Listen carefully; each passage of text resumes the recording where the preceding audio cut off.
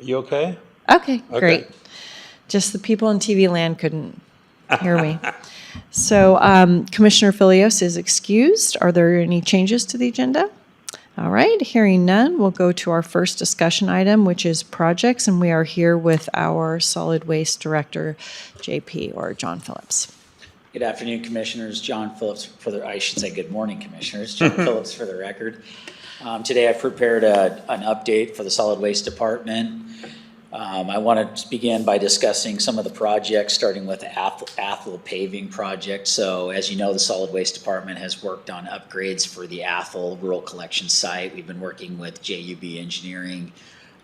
Long story short, we're still going after paving, kind of forgoing some other additional modifications because of the change in the roadway in that area. So we're still on track for paving. JUB has prepared a final plan, and I've reviewed that with some other members of my staff, and it looks very good.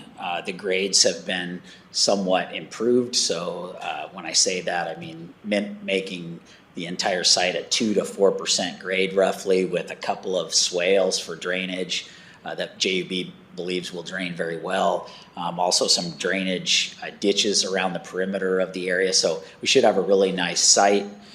Just to let you know,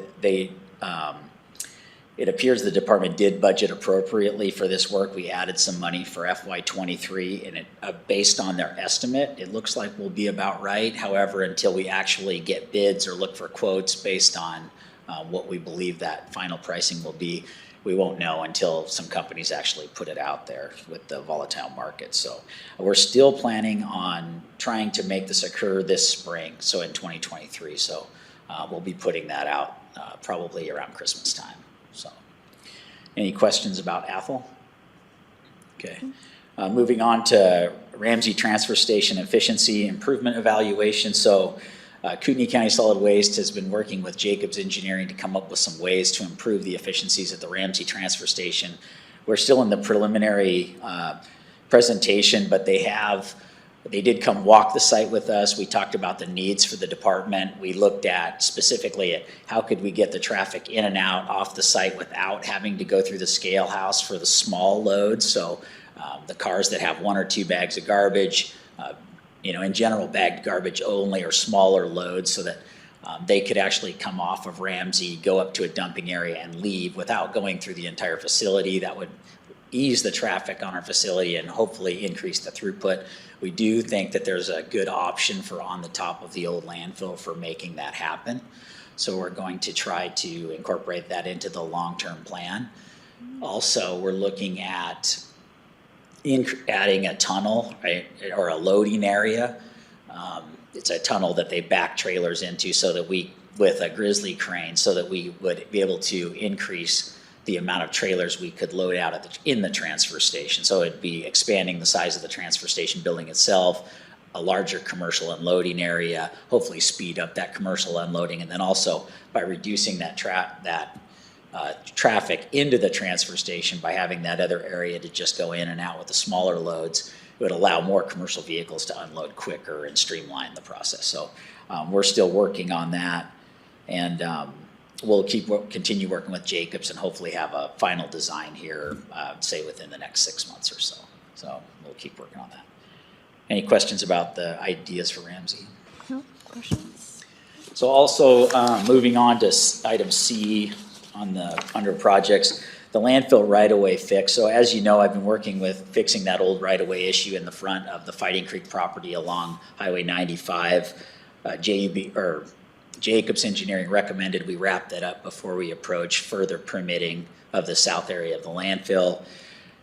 That required input from the state of Idaho because of Highway 95, as well as Worley Highway District and Kootenai County Solid Waste. So we came to a pretty good understanding, I feel like, for how to alter that right away. And it appears that the state is happy with that, because recently Worley Highway District informed me that they received an application for a second approach onto Kootenai County Solid Waste property from the state, so through the right of way. So Kevin from Worley Highway is taking that as a sign that it appears that they're willing to move forward with that, but we haven't gotten anything 100% from the state yet.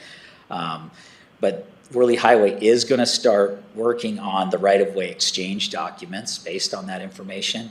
And it is possible that the highway district, will seek some help from us financially to pay for things like engineering, survey, and that kind of thing to help with fixing this right-of-way issue. So, and it would be appropriate for us to help with those fees. So I would bring that, of course, before the board in the event that does occur. So it looks like we're on track for getting that wrapped up here pretty soon, and then we'll be able to get back on track with that south cell permitting. Okay. Any questions about the right-of-way? No. So Okay, so on to moving on, to number Fighting 2. Creek. Okay, so with Fighting Creek landfill, I'll move into operations. So the garbage volumes are up, and I'll talk about statistics a little bit later, exactly how much they're up. But they're up at the landfill. We're currently building a 15-foot lift, so that's the area, the depth that we're putting trash in. That's a pretty consistent sized lift. Operations are going well. Our landfill management team, which is a fairly new team, has done a good job of executing plans in regard to lift sequencing, road extensions, grades, stormwater control, and the landfill gas system expansion. I'm very happy with the job they're doing. The entire crew at the landfill's been doing very good. They have put in a number of gas system improvements this year to hopefully alleviate any odor issues that we might face this winter. This year they relocated and fixed the slope on an 8-inch main gas line that had some bellies that formed from differential settlement. So areas of the landfill where some waste settled faster than others, it would cause, as that line is put in at a specific grade, it to have a belly in it where liquid can collect and block that gas flow. So what we did was we moved this up the hill to the top of the landfill where we have a consistent 5% grade, and then buried that in the dirt so that it will not freeze, or to try to minimize freezing. And they put that back in. It greatly enhanced the vacuum at the north end of the landfill. So we're hoping we're going to be in good shape. We also intend to install a new 12-inch line. They have the line. We're about to rent the equipment to weld it. It takes some specialized equipment to weld that line, but the crew's gearing up to put in another 12-inch jumper from south to north that will further increase that vacuum so that we hopefully don't have any issues. So we're working on that. Any questions about landfill operations? Okay, so moving on to IDEQ 3 to 5 year inspection. So the landfill recently had a 3 to 5 year inspection. This is a pretty big deal for the landfill. So the Idaho Department of Environmental Quality actually had a local representative as well as another representative from Boise, and 2 individuals from the Panhandle Health Department came. They did a full inspection of the landfill this last week. I feel like the inspection went pretty well. I was there for the inspection with our new managers as well as our operations manager. We answered all their questions. We have not received that report. I'm anticipating it'll look pretty good. Once we receive that, I'll let you know. I'll probably send you a copy. So any questions about the inspection? Okay. Moving on to number 3, transfer station operations. The transfer stations are very busy this time of year, especially because the leaves are about to start coming off the trees. We anticipate operations will ramp up, the customer flows and counts will ramp up, so they'll be pretty busy starting mid-October, probably to November. So just a reminder to the public, we'll do whatever we can to streamline the process for all of our customers in a safe and efficient manner. Customers should sometimes expect a little bit longer than normal waits. This will probably subside, and then we'll begin to slow down November, December, January, February, and then March, of course, it starts picking back up. So this next couple weeks will be pretty busy. Any questions about operations? Okay, so staffing levels and recruitment at the transfer stations. The solid waste department, like other departments, has experienced quite a bit of turnover these past couple of years. Recently, we've experienced some more resignations despite the increased wages and things, but we are seeing more applications. Some of these were just retirements. Some people just were done. And we currently have 10 full-time open positions, which that's stayed fairly consistent for the last several of these updates that I've had. So I'm not too worried about it. And I anticipate we'll pick up more people with the increased wages this fall. And although concerning, we have so far found ways to continue service at fairly normal levels, and we're juggling people around as necessary between sites to get the work done. So I'm pretty happy with the work that our crew's been doing. They've been doing a fantastic job with the limited number of people they have, and so far things have been pretty smooth. Any questions about transfer stations? Okay, so moving on to rural sites. As you know, we have a new hauling company, so Sunshine Disposal took over for Coeur d'Alene Garbage as of October 1. The swap out of the bins occurred September 30th. It went very smooth to my understanding. Since then, we know that there is going to be a learning curve for Sunshine, and they've had some difficulty with hauling the garbage in a timely manner. However, the communication's been excellent. They're adjusting their schedules. You know, they were anticipating that they're out of Spokane, Washington. However, drivers are coming over extremely early in the morning. So in the beginning, they started hauling, actually starting their drivers at 4 a.m. I don't believe that was picking up containers at that time, but actually starting. So probably picking up containers by 5. Our northern sites aren't open till 8, so there's a little bit of coordination and things. We did supply them with a key so that they could, because they did have the idea of, I'll go in there and clean the sites out ahead of time. We're going to go ahead and get them going on the north side so they can, in the future, have them cleaned out earlier in the day. But this first few weeks will be a little rocky, but then we anticipate they'll get everything figured out, and we're confident that Sunshine should do a pretty good job for us. So. Any questions about the new hauler? Nope. Okay, so moving on to rural site cameras. The solid waste department, as you know, and at several of these meetings I've talked about, we're going to get cameras. It's these South 3 real sites that see the most abuse. We've been working on that. Cameras came back quite a bit more money than we anticipated. So we finally ended up picking one site and said, okay, Worley seems like it has the most abuse out of the sites. We want to put cameras at Worley. So we're moving forward right now with a vendor to go ahead and get those cameras installed at Worley. The quote looks reasonable and within budget. So we're going to go ahead and do that. I do have to bring a legal agreement before the BOCC in the near future, in the next week or two, that has to do with staging of equipment after we've purchased that equipment that the vendor needs signed. So basically they can go in and work on this electronic equipment after we own it. So I will be bringing that before the board soon so that we can get that camera project rolling. All right. And Chris, did you join us? Yes, I did. Good morning. Okay. We are actually on item 5 out of 5 on our list.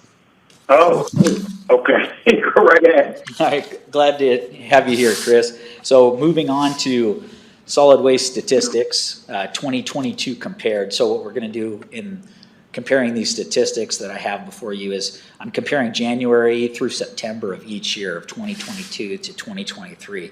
Keep in mind that recycling is not factored into these, so the statistics can sound a little bit weird because there's large volumes of wood last year and not as much wood this year. So some of the numbers, if you add them up in your head, you're like, that doesn't make sense. But in reality, the end of the year report, the annual report, will make more sense of these things. But anyhow, moving forward, the Ramsey transfer station, the customer count is actually down by 7.54%, or 22,495 less customers for the year. So that's site visits. That's really how many cars have come into the site. But the tonnage is down 4.87%, or we're down 5,429 tons at the site. Like I said, wood kind of skews that because we're down about 5,000 tons of wood. So that the garbage is really held about flat. But because wood was included both years, I do have to tell you that it appears that we're down that 5,429 tons. At Prairie, we're down 4.77% of customers, or about 8,000 customers visits for the year. And also tonnage is actually up at that site, 548 tons, which is still pretty flat. That's next to nothing, only 0.77% up. So factors that may have impacted the transfer station in these stats is record-breaking January 21 through March 21 tonnage, and that was largely due to the windstorm and then some of the people being home from COVID. There was a little bit more yard cleanup, we think, also that affected prior years. So we also had a partial closure from June 30th to July 4th that impacted the tonnage and customers at Ramsey when we paved the pit. So that could have skewed the numbers at Ramsey.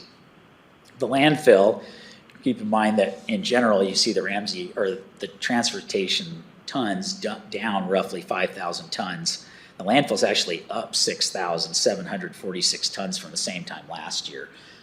Now, this is partially because of the windstorm and also because we have contractors directly hauling to the landfill, so that tonnage doesn't go through the transfer station, so that skews the numbers up at the landfill.